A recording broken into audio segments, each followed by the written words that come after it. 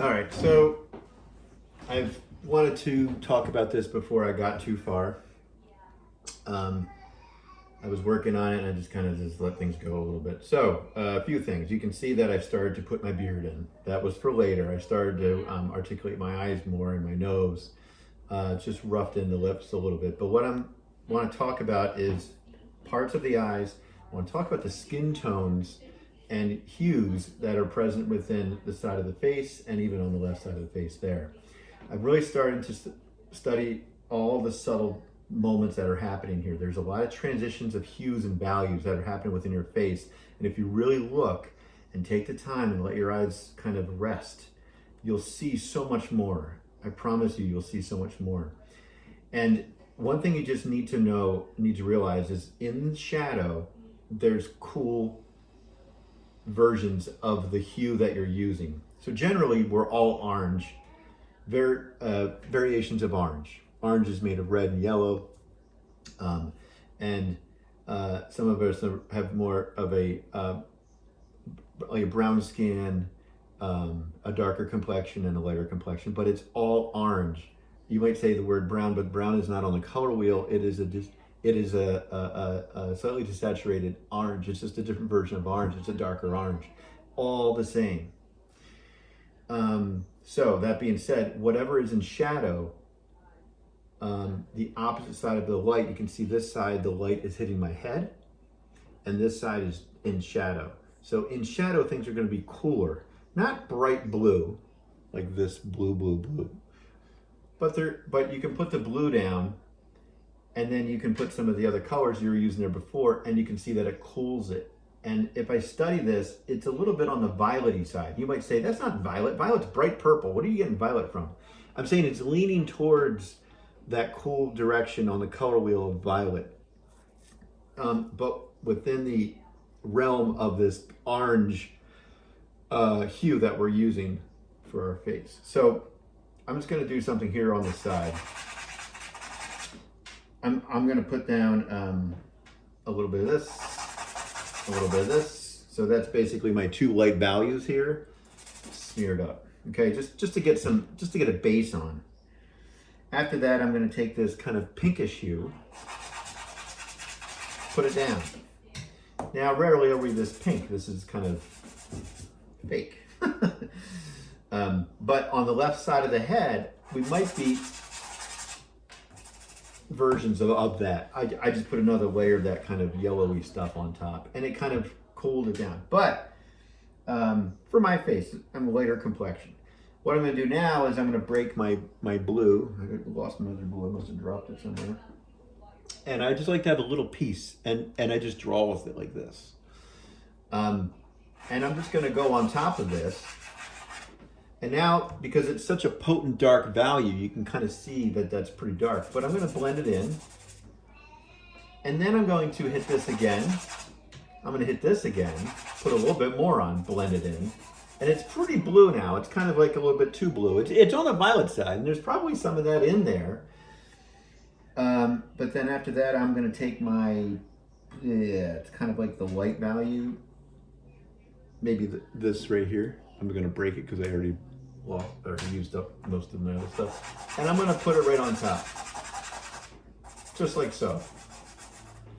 Now I'm starting to get these kind of like violet tones. And then I can change this violet. I can push it more towards orange. I can push more towards a darker orange. I can push towards a lighter orange, a pinkish, reddish. When I say pinkish, I mean red. I could push it there, I could push it here. So if you look at these two colors here, this one's more on the blue violet-y side, and this one's more on the red violet-y side, but they're both cool. They're both in shadow. And then once I put this down, then I started to put my beard on top. And I probably will go back in here and work this again and pull it on top of the beard and then put the beard back on top again. You're always working behind and in front, behind and in front. And you're thinking about subtraction and addition. So whenever you put something down, how do you move it or take it away? You put something over it. So this is addition and this is subtraction. So I'm taking away and I'm putting down just by putting a light value and a dark value on. And in some cases, you can take it out if you can't get that light value there. But in most cases, this all will mix in. So put medium on here. This should not be, I shouldn't see much of the texture of the paper towards the very end of the drawing. You should have a lot of medium here. Okay, now I'm going to come back to the eyes. I used my white charcoal pencil, or white charcoal, actually you can use your white charcoal pencil, white charcoal stick here, and it just helped me get the white of the eyes in. And granted, they are not white. I mixed this with blue, and I also mixed it with this kind of, not red pink, but I think there was a lighter pink in here somewhere. There it is. It's more of a lighter pink. And I mixed that in there too. And that kind of made it violet. And then I pushed it more towards, but a white violet. So everything's kind of like, because it's somewhat in shadow. Those eyes are sunken into the head. It's not bright white, like the white of the paper, eyeballs popping out as if I took them out of my head and I was holding them in the light. They're sunken in the head. They're in shadow.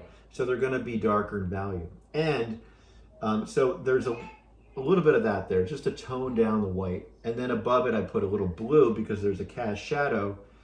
And then I started to work my eyeballs and my iris and whatnot. So the color around the eye, I may have fibbed a little bit because I only have this one blue. So my eye's kind of blue-greenish. So I took some of this blue, I put it down, but it's darker along the exterior of the that part of the eye.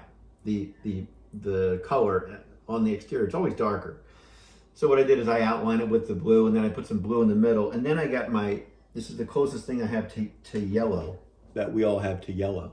And I put that in there, and then mixing those two together make a version of green. It's not going to be a bright green or dark green, but it's enough to differentiate the eyes from everything else. So right now I'm okay with that. I'm going to come back in, I'm going to work and tighten this up. But after, it's at a point now where I'm like, okay, it's good. I don't have to move anything. It's kind of where it is. And then I'm going to start to hit the nose. And then under the nose is tricky. And notice I haven't like committed down there yet. I'm still working up here and slowly working myself down there.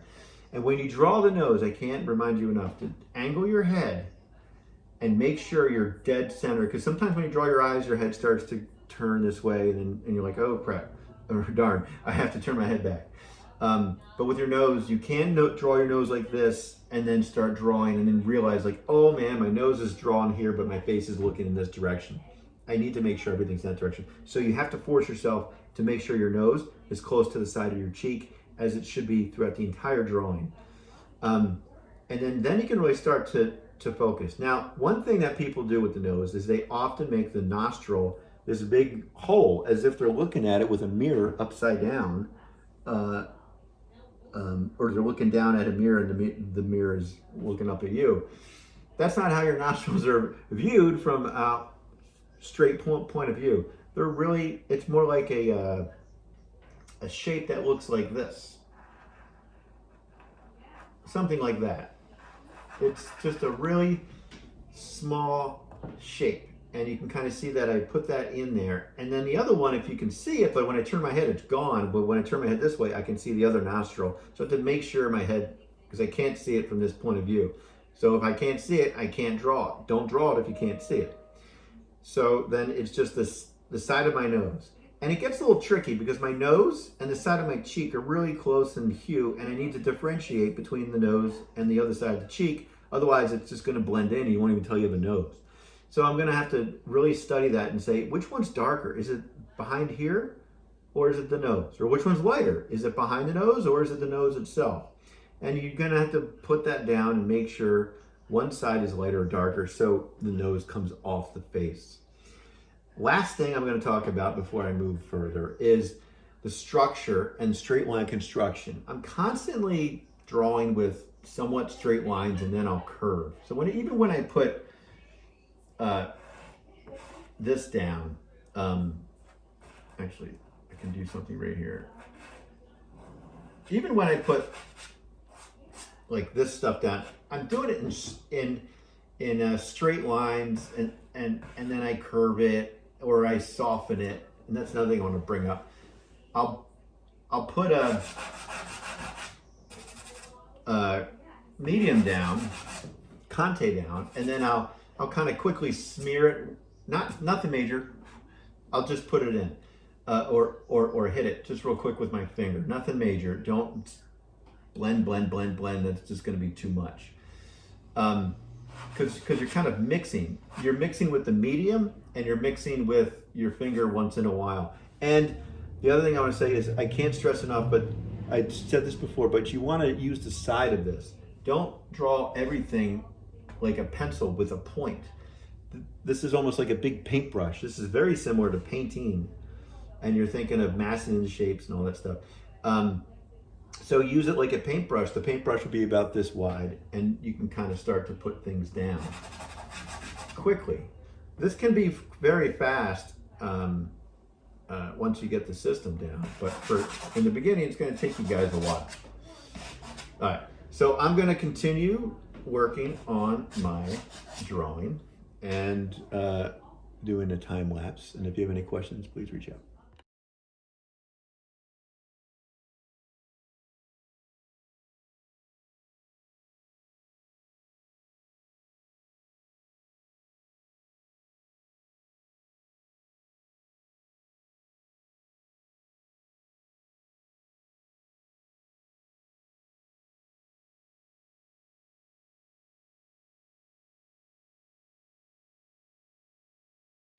All right, so I worked on this some more, and it's a pretty immediate medium. You can kind of complete this pretty quickly if you know what you're doing. I mean, there's a learning curve if you haven't done this before. Clearly, it's going to take you a little while, and you're going to learn through error.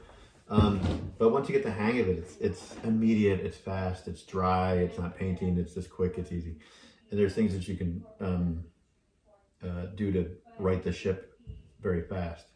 Now, I'm going to talk about a few things. I started putting my beard in. I don't know if there's any bearded faces that's going to be drawing this later on. But when I put my beard in, notice I'm not drawing hairs. When I put my hair in, I'm not drawing hairs. I'm just kind of massing the general shape in. So it's just here, it's there, it's taking up this chunk. Whatever shape that is, I'm kind of massing it in. But then I also used a couple different colors. So for example, I used the dark brown for my hair. I think I used a little bit of the light brown, which isn't, it's more of the red brown. And then after that, I put a little bit of the light value in. What's nice about this here, everything gets mixed with it. So I mixed the hair with it as well, and it helps kind of blend everything together. Other than that, you're just kind of if you just put dark on dark, it's going to pull the white of the paper in, and you can't kind of blend things out. And this is somewhat of an extender. It kind of helps blend some areas in. Eventually, once I get my beard, the shape there and all that stuff, and all of the eyes finished, the nose finished. I've been bypassing the nose over here because I don't feel like getting stuck there for a while. Then I can play around with texture and throw a few hairs in, but I'm not going to draw every single hair. You shouldn't draw every single hair. It's just, you're just suggesting it. So you mass it in, you get the values set, and then you can throw a couple details in like that. But to be honest, it doesn't have to be detailed. It can be kind of roughed in like this. This could be considered finished. Honestly, if there's a couple little random hairs like that on top of there could be suggested. But I'm not going to go there yet. There's some few things that I'm going to talk about. You might have to blow this every once in a while, and you're going to notice a big mound of dust at the bottom. There's a couple of features that you might be struggling with. The ear, for example. The ear's not that difficult. It's kind of this abstract looking thing, and it's just composed of a bunch of shapes. And if you just put it together, it's going to look like the ear. You just have to make sure it's in the right spot. So just to remind you, if you take a line over from the corner of your eye, that's where the ear begins, and then it goes up and then around. And then what I was doing was I don't know if you could tell in that time lapse, but I looked at the bottom of my earlobe and I ran it over a horizontal line, and it kind of went right here, and I drew a line right there. So maybe I'm a little low. I'm not sure. Let me just double check that. No, I'm about right on. So the earlobe, which I had originally higher, I lowered, which means I lowered that cavity in the ear as well. I started to add a little bit more blue here to kind of make sure that plane shift goes in that direction. And because when there's a plane shift, there's a value shift, and in this case, there's also a hue shift. And then the lips. The lips are not as difficult as everyone makes them out to be. You just have to make sure you put them in the right spot. Common things that people do is they'll put the lips and they'll draw the lips as if you're looking straight at yourself, and then they'll have the head on a diagonal. To get out of that habit, what you need to do is you find the center of the nose, which is right here, and it's going to, if you can see this little dark line here, look how far over to the left that is, and it exists right here. Find that line, that little skin that separates the right lip to the, I think it's called a cleft, I forget what it's called. The right side of your upper, where the mustache would be, to the left side. Since my face is covered, I can't really talk about this, but it's right here. And then right there, the lip starts, the left lip starts, and it goes up, down, and it's super small on this side.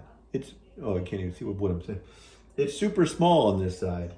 This is the center. If I drew a line straight down the center, look how big this is in comparison to the other side. So you have to make sure that center point is there, and because it's foreshortened, meaning it's going to be smaller on one side because it goes back in space, you want to make sure the center is accurate. And then the corner of the lips, which is right here, if you drew a line straight up, it's going to hit kind of mid-eyeball, like right, not the iris, but like the eye, because the iris is over to looking that way.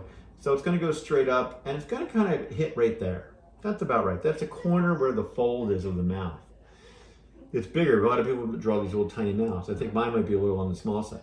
And then the other thing is that the upper lip, where the mustache would be, clearly this is my mustache, that's going to be light value. Underneath that, the lip that is here, which is an angle that goes in, it doesn't get light, that will be a dark value. And then the bottom lip angles out and faces the light, that's a light value. And then underneath the lip, right here, is going to be a dark value. And then the chin is going to be a light value. So let's just review that. It goes light, dark, light, light. And if you put the lips in the right spot and all that stuff, and you do light, dark, light, it's going to start to develop. And then the lips themselves, they're flat as you look, but they also wrap around your face. So because of that, you're going to have a different value as they start to wrap around your face. And then the lips right here that are facing the light, they're going to be a different value. And the lips over here will be a different light. One more thing I want to talk about. You constantly need to double check your rule of thirds. Measure the distance between under the nose to the chin is equal to under the nose to the eyebrow line. The eyebrow line is right here, which is equal to the eyebrow line to the hairline. 1/3, 1/3, 1/3. If you get those right, your proportions are going to be correct. And you cannot commit to your eyes unless you know they're in the center of the head. For some reason, they always creep those up when you're starting to do this without any experience. Make sure you bring them back down. All right, so for now, I will stop.